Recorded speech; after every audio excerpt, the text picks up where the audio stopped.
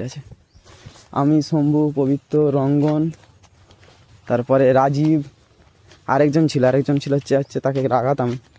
তা রাগানোর নামটা মনে পড়ছে, ভালো নামটা মনে পড়ছে না, পরে মনে পড়লে পরে বলবো।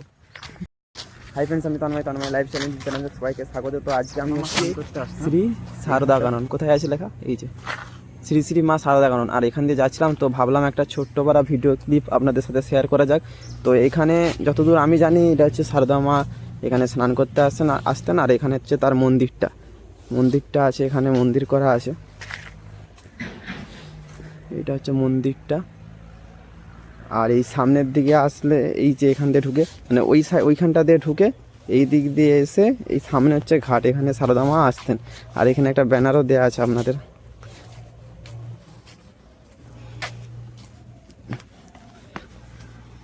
এই যে সেই ঘাট,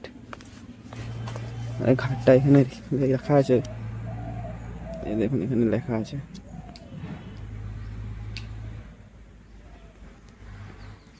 আচ্ছা, এখানে কি সত্যি সত্যি সারদা মা স্নান করতে আসতেন না?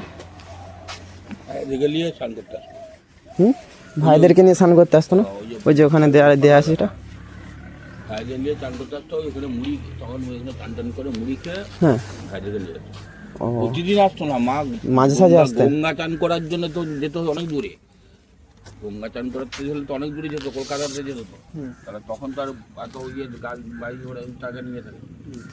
চান করার সময় তাহলে গঙ্গা চান এই কিছু মা বলতো, এই তোমার এইটাই গঙ্গা দিয়ে এখানে মা স্নান করতে আসতো। ভাই দেখলে চান করলে সারদা মা এটাকে গঙ্গা বলে মনে করতো। দুজনই গঙ্গা হয়, এটা গঙ্গা ঘাট। ওই লেখা আছে, সব পুরো ওই বাংলায় লেখা আছে, ওই যে মায়ের গঙ্গা ঘাট, মানে এটাকে মা গঙ্গা ঘাট বলে মনে করতেন। ওই ভাইদের ছবি টবি ওইটা দিয়ে ক্যামেরা তুললে ওটা ওই সামনে হ্যাঁ, ভাইদের দিলে একটা হালকা দেখো ভাইদেরকে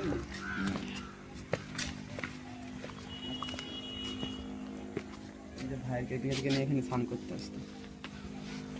নদীটার নাম আমাজন নদ, এটার নাম যে লেখা আছে সাইনবোর্ড দিয়ে আছে, সাইনবোর্ড দিয়ে সব লিখা আছে। আচ্ছা আচ্ছা, ওখানে লেখা আছে আমাজন নদ বলে লেখা আছে। এবারে মিশন এটাকে চেক আপ করে বাগিয়ে উন্নত করেছে।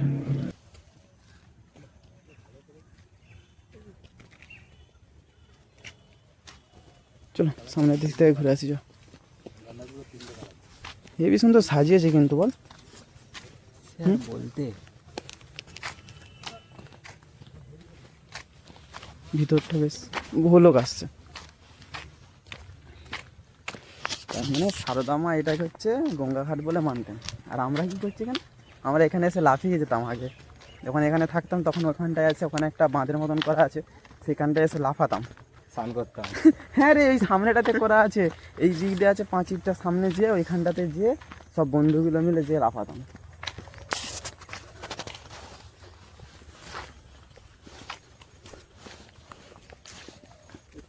ওইখানে এসে যখন জল বেশি হয়ে যেত তখন ওখান থেকে যে ওই পাহাড়ে এই সামনে একটা গেট আছে, এই সামনেটা দিয়ে একটা গেট আছে।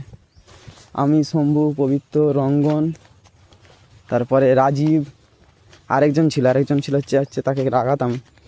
তা রাগানোর নামটা মনে পড়ছে, ভালো নামটা মনে পড়ছে না, পরে মনে পড়লে পরে বলবো।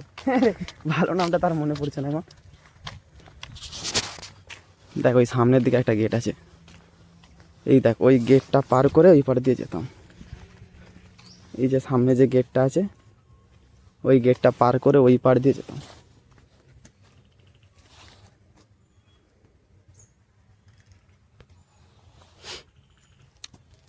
এটা হচ্ছে শ্রী মা প্রদর্শনী। আচ্ছা, এখানে কি লেখা আছে রে? তুমি কি লেখা আছে ভেতরে? বহু কিছু লেখা আছে, বহু কিছু লেখা দেখে দেখে শেষ হবে না, প্রচুর লেখা আছে। ফুলের কাজটা কিন্তু হেভি করেছে, বল। পুরো খিরাইতে গেলে বরং এত কাছে যে ঢুকে ছবি উঠতে দেবে না, এখানে হেভি সুন্দরভাবে ঢুকে ছবি উঠতে দিচ্ছে। এই বেশ গেটটা সেই লেভেলের। ওইখানটাতে সামনের দিকে আছে, বেশ খোলা আছে।